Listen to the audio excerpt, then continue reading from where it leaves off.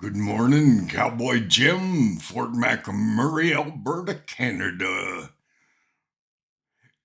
This is a remake of what is called the German Mare.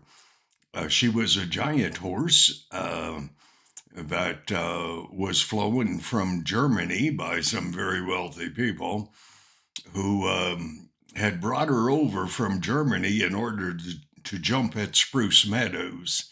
And she did not know what a barbed wire fence was. Apparently, they don't have those, that type of fencing over in Germany. And so after they jumped her for one season, is my understanding, they put her out to pasture for to rest and stuff like that. And she managed to get her foot over the barbed wire fence and not realizing what was happening because she didn't understand the structuring of barbed wire fences. She almost cut her front hoof off and succeeded in damaging herself so that, according to the people, she was no longer a viable jumper. And I believe she was sold to a lady who we had my wife of the day and I had the privilege of meeting. And we in turn bought that mare for next to nothing. And by that I mean we paid 5,000 grand or 5,000 for the mare. And but because of her injury, she was unable to jump. And and anyways, there was something about that mare that I appreciated. I always root for the underdog and for those who are injured and wounded and so I believed in that mare. And I'm pretty sure this is going to have to be a two-part thing. So when we get near 20 minutes, I'll have to shut her down. That lady that we bought her from, we had sold her another horse called Fusing.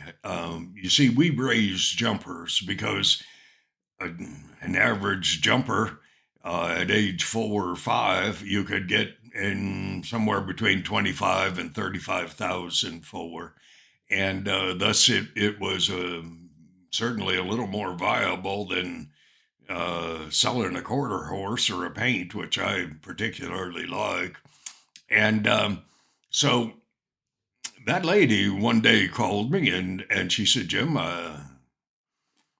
I'm broke. And I said, I I've been there. I said, what can I do for you, girl? And she was she was not young. I guess I wasn't at the time either. That's about 10 years ago. And she said, I can't afford the hay. I can't afford to keep my horse um, being boarded out. I said, woman, I said, listen, here's the deal. Um, I'll come pick up your horse. I will take care of your horse. I'll feed your horse until uh, you get back on your feet. And I said, you won't owe me a cent, not a blessed cent. And she was well, she kind of knew me, and and I think it kind of touched her heart. I hope it did. And I said, where can I meet you? I'll go hook the trailer onto my old Dodge, and I'll just come to where you are, and we'll get your horse, and we'll bring it back here. And she told me I did. When I she wasn't in a rush to lead her own horse onto my trailer, and so I did that, and she led 17, almost 18 hands high gelding out from the training arena where she was having to move it from, and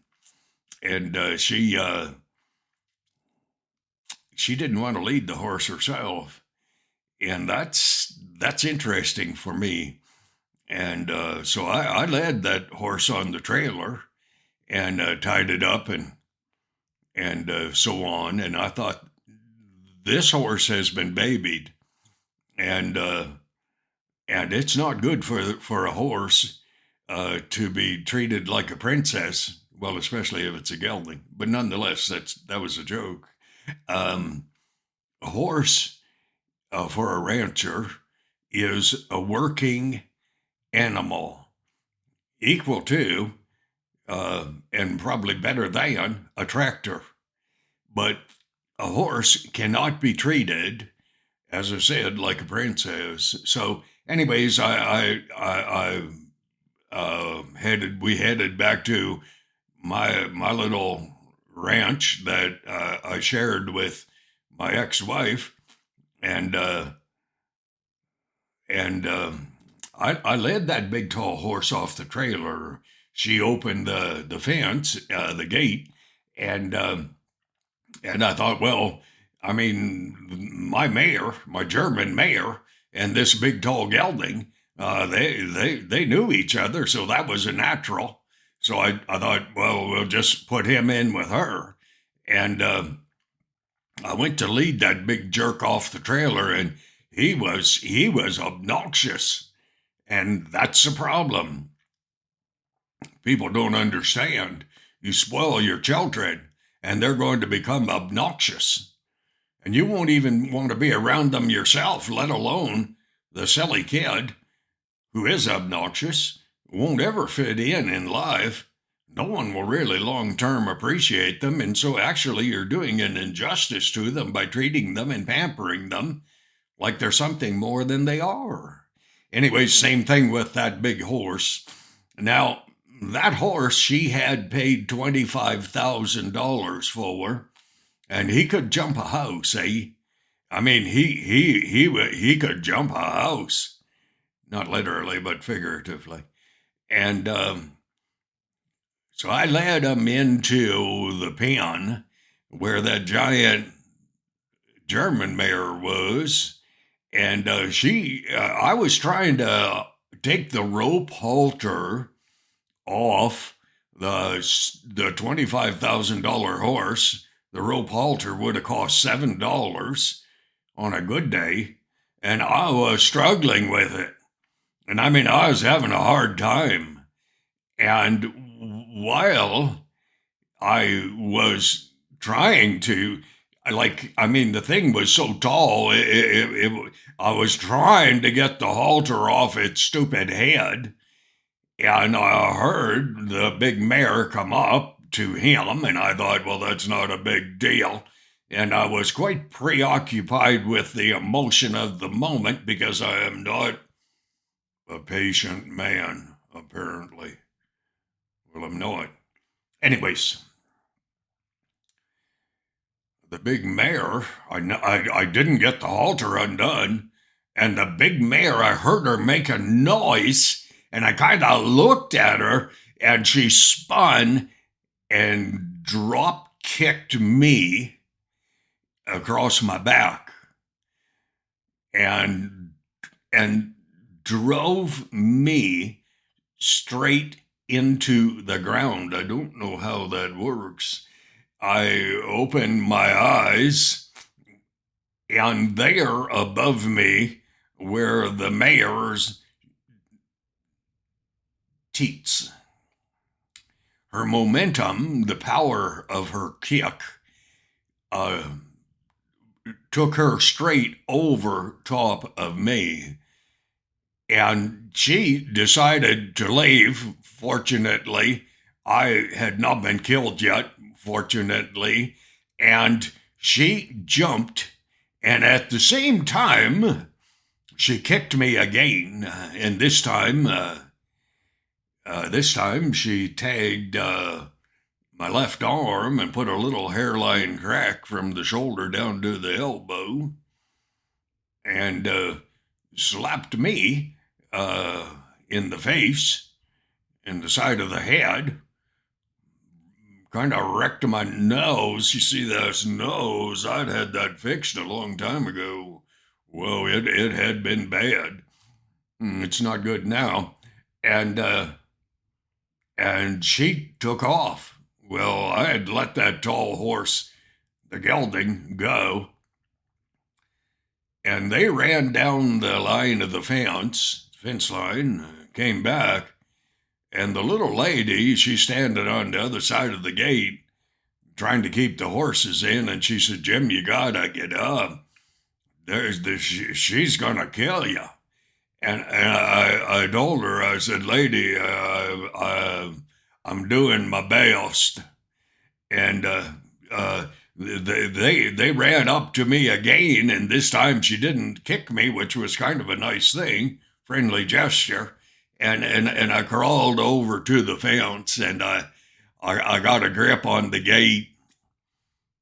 When I say fence, I really mean the gate. And I drug myself into an upright position, and dear Lord, time gets by when you're having fun. And I pulled myself to my feet, and my shirt was covered in blood from my nose. And she said, "Jim, we're going to the hospital." I said, "Hey, you give me half an hour, I'll be fine." And because I'm tough, stupid as well. She said, "Well, let's go get what's her name up." I remember her name. I said, "No, she's worked all night." And this old lady, she said, "Jim, you gotta let me take you to the hospital." I said, "All right." And I looked down. I had blood all over the place. It wasn't the horses, it was mine. And we kind of went over to her little silly Ford car. Can you imagine? And I don't care for Fords that much. Anyways, took me to the hospital, and a surgeon said, "What's wrong now, Jim?" Oh, he had saved my life on a couple of occasions, and he really liked me. And he said, "Well, your stomach's really swelled up." I put my hand down, tapped on my stomach. It sounded like I was tapping on a drum.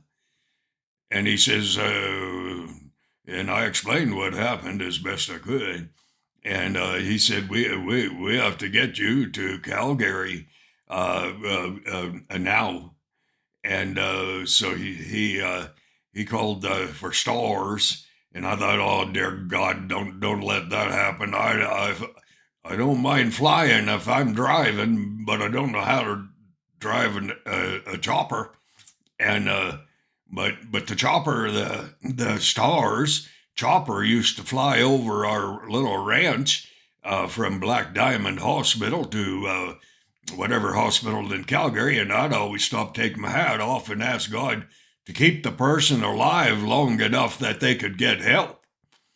And so they decided they'd put me in an ambulance. I said, "Oh, gee, thank you," and because I didn't want to fly in the chopper. And so we got in the ambulance, got headed towards Calgary. I told the driver, I said, "Put your siren on." He said, "But there's no traffic." I said, "I want your siren on, son. I want every believer uh, between here and Calgary," that was Black Diamond, "to pray for me as we're going, because I said I'm starting to hurt a bit here." Um, Turns out I had 8 broken ribs, my left arm, my nose. She really smacked me on the side of the head, which incidentally may be some excuse for the way I turned out. Oh, my sense of humor was gone. It was not impeded. It was gone. And the issue with my stomach being tight was she had ruptured my spleen. And I had told the lady, I said, you give me half an hour. I'll get ahead of this pain and I'll be fine.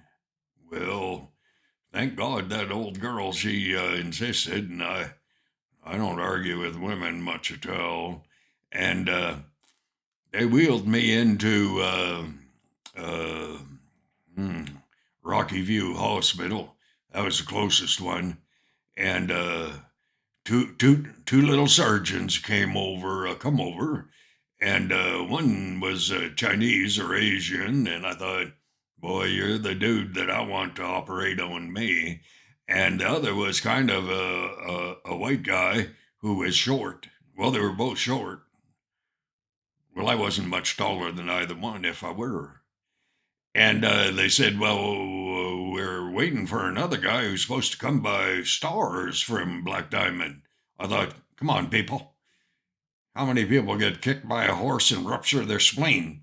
Whatever. That's what I kind of thought. Something was wrong. And so they wheeled me into the operating room and they took everything off me. And I mean, everything. And they put me on a table in front of a big screen. And I looked over it and it was me. Skeletal, all that sort of junk. And I thought, whoa, this is a bad day. And so I told them, I said, listen, I die, I'm going home to be with the Lord. So why don't you just give me some drugs, put me out? Because listen, children, this old Irish guy's starting to hurt, eh? And I said, we're not giving you anything. I said, come on. They said, no, you have to be awake, and we're going to put some dye into your blood. Well, they'd already jammed me with so many needles, and nothing for pain. And I looked, and the one surgeon said, look at that, look at that. And I wished I could make my hands work, but they're too broken. But it was like, it was every heartbeat. There was a giant amount of blood coming out of my spleen. I said, is that where it's bleeding? And he said, bleeding? He said, it's not bleeding. He said, I thought you had about half an hour to live when you got here, but he said, you only have about 15 minutes. I thought, we should probably get busy, because, yeah, I'm going home to be with the Lord. I'm going to get to see my mom again. And, but I don't want to do it in a rush, okay? And so the army doctor, the little short white guy, whoa, Canadian Army, hey, Armed Forces, whoa. He said, my little Asian buddy here is going to try to do this arthroscopically. And, but if he fails, he said, I'm just going to open you up, eh? He said, I'm going to rip that spleen out, cut that up, seal it up. And I thought, I don't want you to do that, son. I'm going to screw up my ability to get back to work next week. And so the little Asian guy, he went to work. He cut a hole in my vein down by my, and he shoved a tube up there all the way in to where the spleen was, and I don't know how they make turns in there, but anyways, it went right to the spleen, and he started pumping glue in there. I said, well, I hope that's waterproof or moisture resistant or something. He said, oh, it's really good, Jim. Probably won't ever fail. Well, we hope. I thought, oh, yeah, gee whiz, that's good. Anyways, they saved my life. And so this is part one, because otherwise it's going to drag on. No one's going to watch it. And I want you to know something. It's like the mountain lion that attacked my cousin and I. When things happen that are out of your control, you react the way you have been trained. The way I trained myself, because of my honoring God, my mom, uh, I don't get excited about anything. I don't even get excited much about after the fact. I mean, I don't. Okay. God bless. This is the end of part one. Oh, let me tell you, part two is going to be good. Oh, yes, yes.